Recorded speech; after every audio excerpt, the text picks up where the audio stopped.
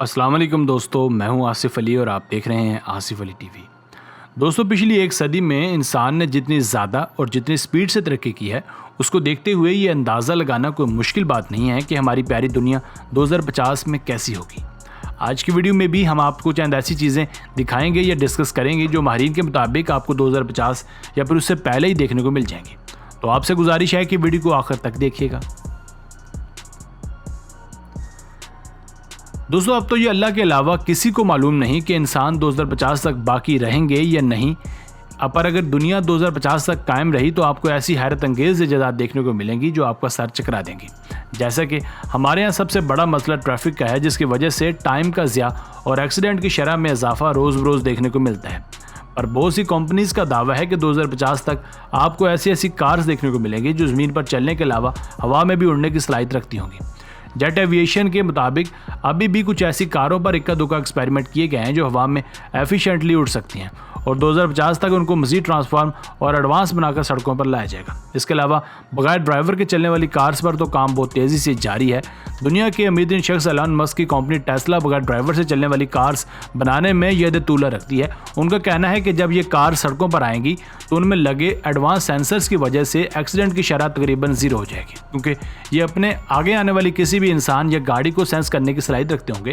Cars के अलावा आपको सड़क पर सेल्फ ड्राइविंग मोटरसाइकिल्स भी देखने को मिलेंगे जो बगैर किसी ड्राइवर के बताई गई लोकेशन पर सही सलामत पहुंच जाएंगे।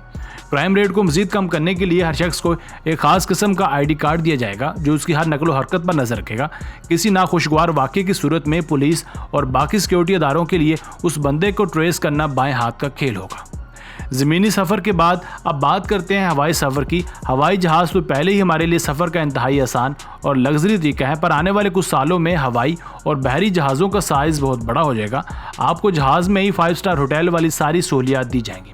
इसके अलावा उनकी छतें ट्रांसपेरेंट होगी, मतलब आप जहाज़ के अंदर बैठकर आसमान पर टिमटिमाते सितारों का झुरमुट हसीन नज़ारा देख सकेंगे। हमारी अब तक की सबसे बड़ी ज़रूरत यानी कि मोबाइल फ़ोन भी आपकी सोच से ज़्यादा एडवांस हो जाएंगे।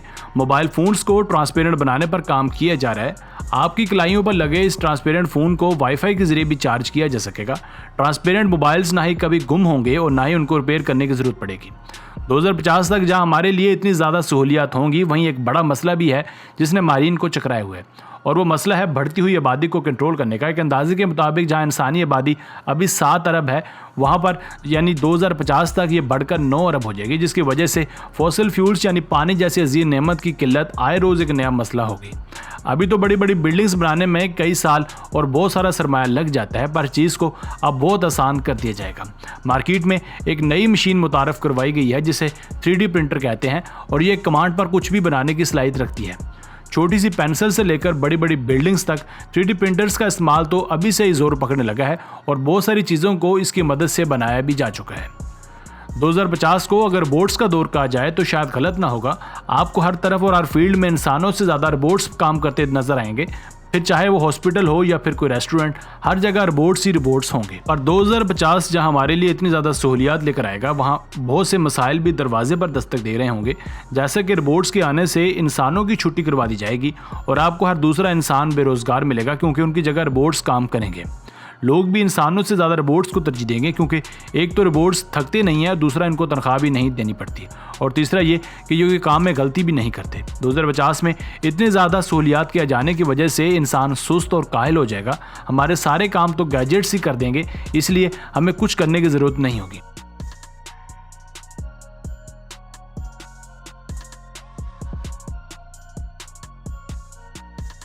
ऐसे ही बेकार पड़े पड़े इंसान को मुख्तलिफ़ किस्म की बीमारियां आन घेरेंगी। इसीलिए जहां इंसानों की एवरेज एज 50 या 60 साल है, वहीं 2050 में बमुश्किल 40 साल रह जाएंगे। बहुत ज़्यादा मोबाइल का इस्तेमाल करने से आंखों की बीमारियां आम होंगी। इंसान को दूर की चीज़ें धुंधली दिखाई देंगी।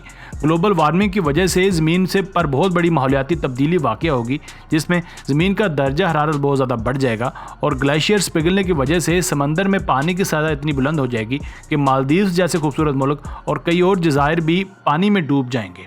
अभी तक दुनिया के 5 बड़े जजीरे समंदर की नज़र हो चुके हैं और ये तादाद 2050 तक बहुत ज़्यादा हो जाएगी। इंसानी आबादी बढ़ने की वजह से गोश्त की मांग में भी बेपनाह इजाफा हो जाएगा, जिसकी वजह से जानवरों की तादाद खासी कम पड़ जाएगी। इस चीज़ पर काबू पाने के लिए बहुत से एक्सपेरिमेंट किए गए हैं। जैसा कि हाल ही में किए गए एक तजर्बे के मुताबिक जानवरों को ज़िबा किए बगैर उनसे गोश्त हासिल किया जाएगा। गोश्त की कमी को पूरा करने के लिए बहुत से कीड़ों मकोड़ों पर भी रिसर्च की जा रही है ताकि वो हमारी खुराक का हिस्सा बन सकें। फ्यूचर में हम पानी पीने के बजाय पानी खाएंगे। जी हाँ, 2050 तक प्लास्टिक बॉटल्स को ख़त्म कर दिया जाएगा और पानी इस तरह आपको बबल्स की शक्ल में मिलेगा, जिसको मुंह में रखते ही ये पानी बन जाएगा।